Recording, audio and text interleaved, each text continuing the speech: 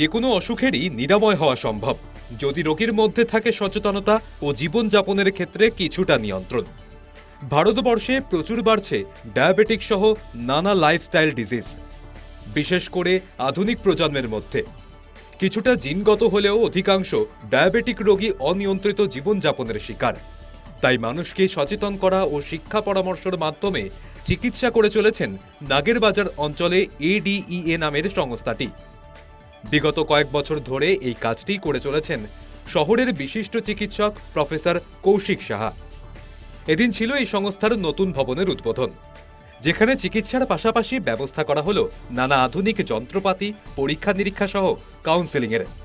এখানে ডায়াবেটিস চিকিৎসার পাশাপাশি থাকবে রেটিনোপ্যাথি, কার্ডিওলজি, নেফ্রোলজি, নিউরো চিকিৎসার ব্যবস্থা একই ছাদের তলায়।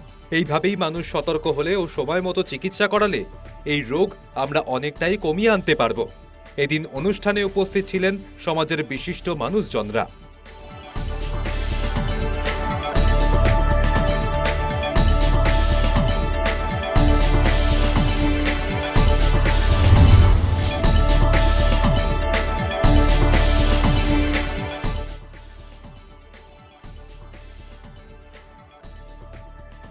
সেই আলোরই দেখা মিলল এদিন মাধ্যমিক পরীক্ষার ফল বেরোনোর পর, যেখানে নজর কাড়া রেজাল্ট দৃষ্টিহীন ও বিশেষ চাহিদা সম্পন্ন ছাত্রছাত্রীদের। হুগলির উত্তরপাড়া বিধানসভার অন্তর্গত মাখলা লুই ব্রেল মেমোরিয়াল বিদ্যালয়ের 8 জন পড়ুয়া, যার মধ্যে স্টার মার্কস পেয়েছেন 5 জন।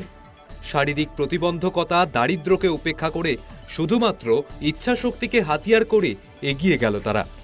আর তাদের পঠন পাঠনের জন্য এদের হাতে শিক্ষার নানা সামগ্রী তুলে দিলেন জেলা পরিষদের শিক্ষা, ক্রীড়া ও তথ্য সংস্কৃতি দপ্তর। এদিন অনুষ্ঠানে উপস্থিত ছিলেন পড়ুয়াদের অভিভাবকরাও। সন্তানদের সাফল্যে খুশি প্রত্যেকেই। এইভাবেই সমস্ত প্রতিবন্ধকতা দূরে ঠেলে এগিয়ে যাক আরো বড় পরীক্ষায় সফল হতে। সমাজ আলোকিত হোক এদের জ্ঞানের আলোয়, শিক্ষার আলোয়।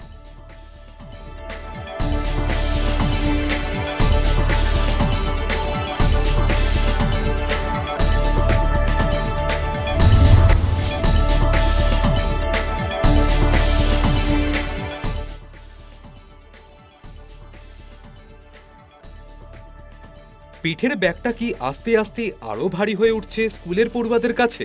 তাই বই, খাতা, কলম বাদ দিয়ে নতুন স্বাদে বর্ণময় হয়েছিল ব্যাগলেস ডে। এই দিনটি এদিন পালন করল বেলঘড়িয়া দেশপ্রিয় বিদ্যানিকেতনের ছাত্রীরা। প্রথমেই স্মার্ট ক্লাসরুমের উদ্বোধনের মধ্যে দিয়ে অনুষ্ঠানের সূচনা হয়। উদ্বোধন করলেন বিশিষ্ট শিক্ষাবিদ ডক্টর পার্থ কর্মকার। এছাড়া উপস্থিত ছিলেন শ্রীকুমার বন্দ্যোপাধ্যায়, যারা শিক্ষাক্ষেত্রে এই বিশেষ দিনটির তাৎপর্য বর্ণনা করেন। দুটি স্মার্ট ক্লাসরুমের উদ্বোধন, অতিথিদের সময়োপযোগী বক্তব্য ও ছোট্ট একটি সাংস্কৃতিক অনুষ্ঠান। উপস্থিত ছাত্রীরা মুগ্ধ হয়ে দেখেন। এছাড়াও এদিন আরও একটি আকর্ষণীয় বিষয় ছিল আত্মরক্ষার কৌশল প্রদর্শন, যাতে অংশগ্রহণ করতে উৎসাহ দেখা যায় উপস্থিত পড়ুয়াদের মধ্যে।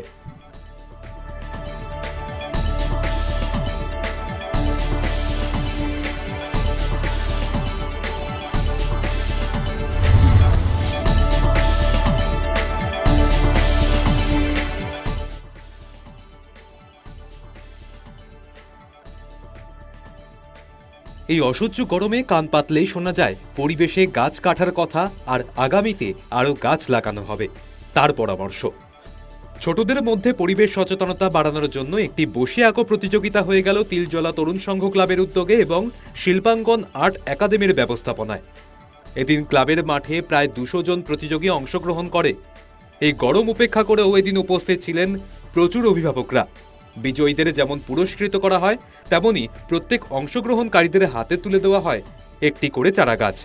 এইভাবেই ছোট ছোট উদ্যোগেই আগামী দিনে পরিবেশের ভারসাম্য রক্ষা করা যাবে, আশা সকলের।